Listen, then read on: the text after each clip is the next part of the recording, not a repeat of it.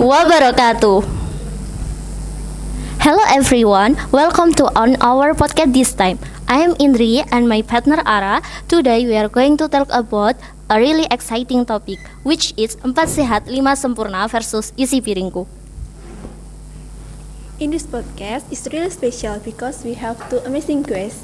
They are a nutrition student from Malang Health Polytechnic. Please welcome Kak Devi and Jasmine. Hey Devi and Jasmine, thank you for taking the time to come on our podcast this time. How it's going today? Hello Indri and Ara, thank you for having me. It's really nice to be here. Our news is good. I hope you and your friends who listen to this podcast are good too. It's really nice to meet you guys, and I am sure our listener will also be really curious about your thoughts on 4 sehat 5 sempurna versus isi piringku. Speaking in the topic we are about to discuss, in the past we might have a 4 sehat 5 sempurna, a quest to healthy eating. But recently, a new concept emerged, namely is isi piringku, which is more relevant to our current lifestyle and nutrition needs. So, what's the difference between these two concepts, and how did 4 sehat 5 sempurna about the first place? Okay, so let's start with 4 sehat 5 sempurna first. This is a concept that was popularizing in the 1950 in Indonesia. From this concept, the point is that healthy and diet must have 4 complements: staple food, side dishes, vegetables, and fruit. Then the 5 is milk. As a complement, so as at where the meal is not complete without milk. That's so true, Devi, and that's one of the reasons why this concept is starting to abound. A lot of people misunderstanding. They think that not drinking milk means not being healthy, because at the time the main nutritional problem that had to be conquered immediately with the 4 sehat 5 sempurna diet was serve hunger, which caused malnutrition. It had to be conquered with the 4 sehat 5 sempurna. So, the concept of 4 sehat 5 sempurna is no longer relevant today? That's right, but now not everyone needs milk or can drink milk. Milk is not the only sources of calcium or protein. That's why the government created a new concept that is more in the line with the time and the nutritional needs of the Indonesian people.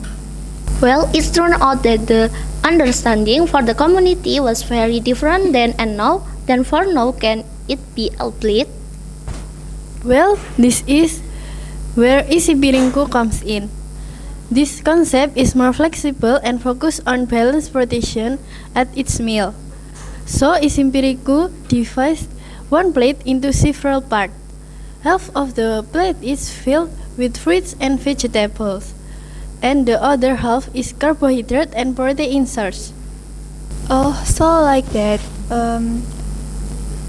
Then how about the dairy fat consumption in the individuals? In the concept of 4 sehat 5 sempurna, there are not guidelines on how much fat to eat. So people can eat as much as they want without paying attention to their portion size. If let's unchecked, this can lead to overweight and obesity. So how the difference between good fat and bad fat? Speaking of good fat, what some example for the good fat? You can good fat if you consume fish, eggs, avocado, olive oil, yogurt, tofu, and many more. Other than that, we can get by frying with a little oil, steaming, boiling, and grilling. So, isi piringku is more comprehensive than 4 Sehat 5 Sempurna, as it focus not only on what we eat, but also on our overall lifestyle. That's right. In the 10 messages of balanced nutrition, it is explained that it is not only healthy food that we give to our bodies, but also healthy habits must be implemented so that our bodies are healthy and fit. Wow, it's turned out there are guidelines to achieve balanced nutrition. Right, so that people will not be confused about where to start implementing balanced nutrition.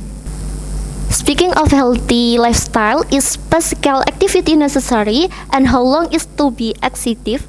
In point number 3 of the balanced nutrition message, there is the message get enough physical activity and maintain an ideal body weight. Do light physical activity for 5 to 10 minutes and moderate activity for 30 minutes every day. With sufficient physical activity, our body weight will also be better, maintain an ideal range. With this, we also avoid the risk of obesity and various other diseases. Wow, so very detailed in the message nutrition. What do you think so realistic for today's generation? In my opinion, isi piringku is more realistic to apply to the current generation because, like you said, not everyone can consume milk, especially those with lactose intolerance. So, instead of feeling like our diet is incomplete, it's better on focus on the balance of the portion in our plate. Yes, that's right. And the most important thing about isi piringku is that it's applicable to everyone. From children to adults, everyone can follow this pattern. In the past, 4 Sehat 5 Sempurna was more of a theory, whereas isi piringku is more of a practical quote. Here, we are also spreading the word about the practice of isi piringku for the people of Indonesia in order to create the golden generation of 245. Let's all have watched and listened to this podcast. Let's implement these new programs from the Indonesian Ministry of Health.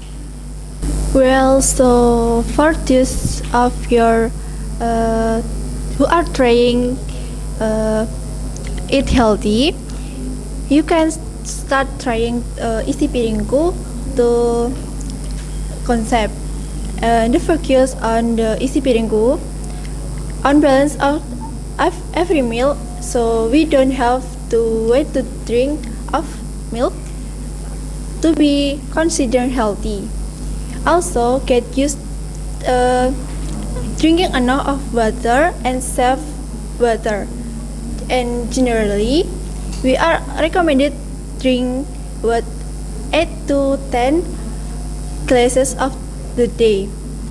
This will help kidneys function and replace our body fluids and keeps the body function properly. Totally agree. I hope our cat this time is useful for all of you. Okay, see you in the next episode. Bye bye.